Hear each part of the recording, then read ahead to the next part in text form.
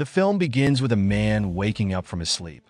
His name is James, a former police captain. Now, he works as a driver for an armored truck, delivering money from one bank to another.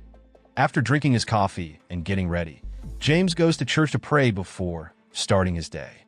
30 minutes later, James meets his son, Michael, who is waiting for him with the armored truck. Michael also works at the same company and always joins James on his deliveries. Together, they make a great team, transporting money safely between banks. On the way to their first stop, Michael talks about his wife, who is about to have a baby. James is overjoyed to hear this because it means he will soon become a grandfather. It's clear that James lives alone now since Michael's mother passed away a long time ago in a car accident. Despite the sadness in his past, James feels excited about the new chapter in his life. When they arrive at the bank, James and Michael start loading boxes filled with money into their truck. While working, James notices one box feels extra heavy, making it hard for Michael to lift. But, following company rules, they can't complain to the bank or open any of the boxes. After loading everything into the truck, they head home to rest. Since it's already late afternoon, the money will be delivered to the next destination the following morning. On the way home, Michael invites James to stay at his house, as it's been a while since James visited. James agrees and goes with Michael. At Michael's house, they enjoy dinner together with Michael's wife, who is about to have a baby. While eating, Michael's wife asks if they're ever scared of being robbed while delivering money. Michael smiles and reassures her that their truck is an armored one, so robbers can't break into it. At the same time, the scene shifts to a group of robbers gathering at their hideout. Their leader, a man named Rook, is planning to rob the armored truck James and Michael drive. Rook carefully goes over the plan with his team and then tells everyone to rest because they'll carry out their big mission the next day. Early in the morning, before delivering the money, James and Michael went to the bank that hired them. At the bank, James asked the manager about the heavy box, wondering if it wasn't just money inside. The manager told James not to worry about it and simply deliver the box to the bank in the next city. Not wanting to argue, James and Michael started their journey to deliver all the boxes. As they drove, James couldn't stop feeling nervous. He kept telling Michael that he was worried about the heavy box. James was scared it might contain something illegal or even a bomb that could hurt them. Michael tried to calm him down, saying that if it was something dangerous, it wasn't their fault cause they were just delivering it. Still, James felt uneasy and had a bad feeling about it. A little while later, James noticed something strange in the truck's side mirror. A black car with dark windows had been following them for several kilometers at first. James tried to convince himself it was just a coincidence. But his instincts as a former police captain told him otherwise. To test it, James sped up the truck, hoping the car would stop following. Instead, the black car stayed right behind them, keeping the same distance, as if it was watching their every move. James felt uneasy and signaled Michael to stay alert. The tension grew when the black car suddenly sped up and crashed into the back of their truck. The truck shook violently, almost making Michael lose control. At that moment, James realized they were being targeted by bad people, and this wasn't a coincidence.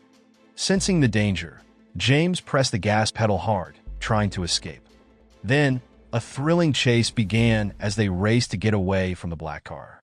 During the chase, James told Michael to call their office or the police for help.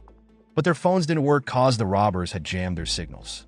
James did his best to outrun the robbers, but no matter how hard he tried, the truck was chased onto an old bridge. In the middle of the bridge, James had to stop. A car was blocking the road ahead, and when he tried to reverse, another car blocked them from behind. They were trapped, with no way to escape. Then, Rook and his gang stepped out of their cars. They started shooting at James and Michael's armored truck. Luckily, the truck was super strong, and none of the bullets could get through.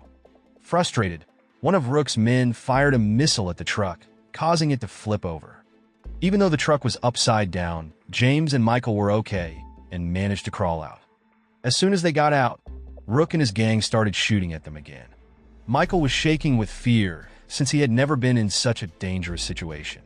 But James, being a former police captain, stayed calm and told Michael to stay brave. James fought back and managed to take down 2 of Rook's men. But things got worse when Michael was shot in the arm. James quickly shielded him and led him back to the truck's storage compartment.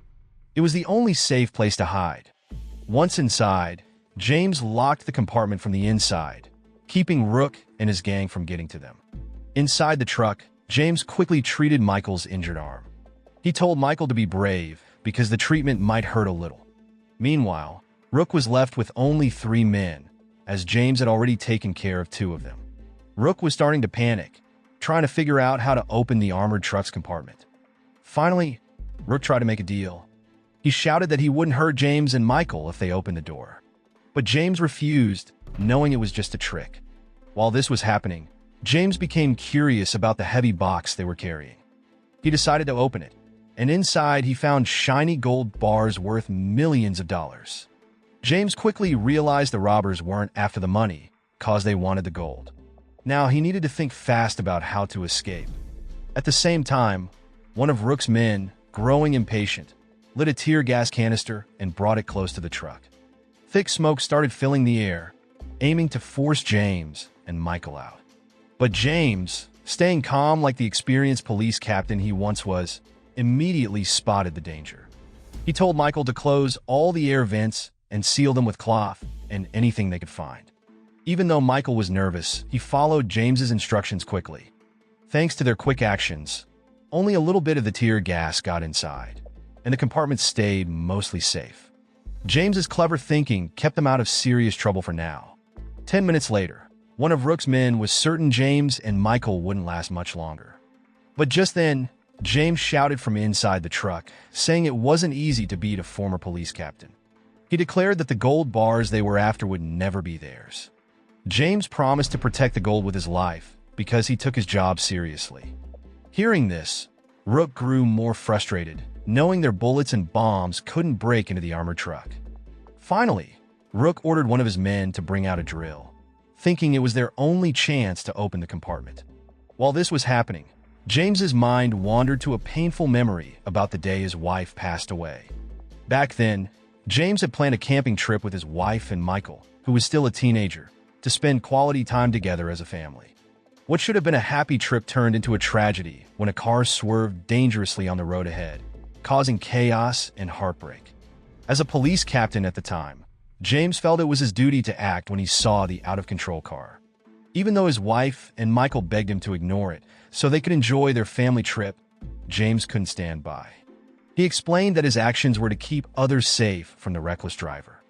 James managed to stop the car and discovered the driver was drunk. After giving the driver a serious warning, James returned to his family's car, hoping they could continue their trip. But the decision to intervene would forever change their lives. Not long after they continued their trip, disaster struck. A speeding truck crashed hard into the back of their car. The impact was so powerful that their car flipped over several times on the road. In just seconds, everything turned into chaos. The accident took the life of James's wife instantly, leaving a deep sadness in both James and Michael's hearts. Even though James and Michael survived physically, the tragic event changed their lives forever, leaving emotional scars that would never fully heal. Back in the present, Rook and his gang were still drilling into James's armored truck. At the same time, James came up with an idea. He spotted a bottle of alcohol nearby and decided to use it. Quietly, James slipped out through a small side window, lit the alcohol on fire, and threw the burning bottle at the robbers who were using the drill. The explosion damaged the drill and even injured one of Rook's men. James quickly climbed back into the truck through the side window. One of Rook's men tried to shoot at the window, but because it was made of steel, the bullets couldn't get through. Frustrated, another one of Rook's men, named Smoke, started firing wildly at the truck, hoping to break through. But one of his teammates stopped him, warning that wasting bullets like that wouldn't help and could even backfire, putting them all in danger. There, Rook tried to calm Smoke down and suggested they leave the scene. Rook admitted that their mission had failed, they couldn't open the armored truck, and the police were likely on their way. At first, Smoke agreed and started heading to their car. But suddenly, Smoke turned on Rook, attacking him and one of their teammates because he was still determined to get the gold. Smoke then jumped into his car and rammed it into James's truck, trying to push it into the river. He believed that sinking the truck would force James to give up and open the compartment. However, Smoke's car wasn't powerful enough to move the truck any farther. Refusing to quit, Smoke grabbed a missile and used it to knock James's truck into the river. The truck plunged into the water with James and Michael still inside. As the truck sank, James quickly opened the side window and worked to get Michael out. But trouble struck when a heavy metal box fell on Michael's leg, trapping him.